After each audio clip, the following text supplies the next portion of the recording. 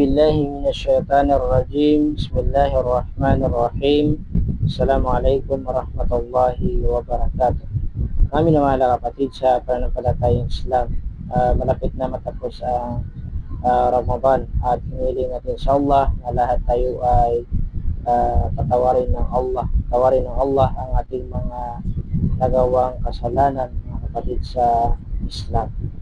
At hiniling natin sa Allah na sa susunod na Ramadan ay lahat tayo ay umabot para makapagsagawa ulit ng mga pagsamba sa Allah subhanahu wa ta'ala.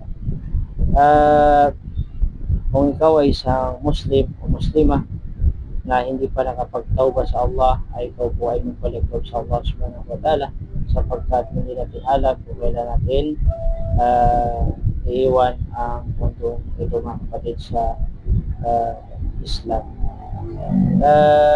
Pagkatapos ng Ramadan, kasi alam naman natin na ngayong buwan ng Ramadan ay nakagapos ang mga syaitan, at pagkatapos ng Ramadan ay sila po ay papakawalan ng kapatid sa Islam.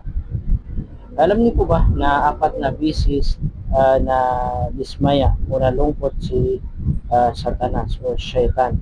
4 na bisis na dismaya o kaya ay nalungkot. Unang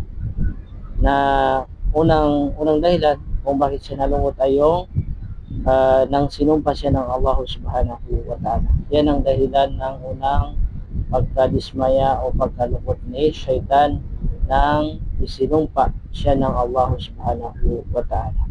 Alam naman natin kung bakit siya isinumpa ng Allah, dahil siya ay nagmataas, mga kapatid sa Islam.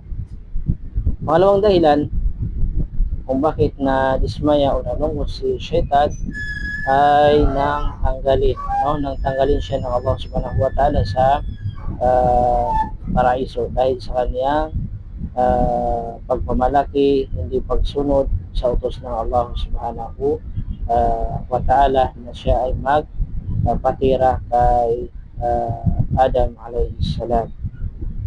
Pangatlo na dahilan kung bakit nadismaya o nalungkot si syaitan nang ipinanganak ang mahal na Propeta Muhammad sallallahu alayhi wasallam. At pang-apat ay nang ibinaba ang suratul Fatiha. So yan ang apat na bisis kung bakit nadismaya, nalungkot si Satanas o syaitan, mga kapatid sa Islam. So bilang isang mananampalataya ay habang tayo ay nabubuhay dito sa mundo, ay sikapin natin na masunod natin ang mga ipinag-utos ng Allah subhanahu wa ta'ala. Huwag natin sundin ang mga utusan ni syaitan. Lahat ng mga ipinagbabawal ng ating relihiyong Islam ay iwasan natin at gawin natin kung ano yung mga ipinag-utos ng Allah subhanahu wa ta'ala. Assalamualaikum warahmatullahi wabarakatuh.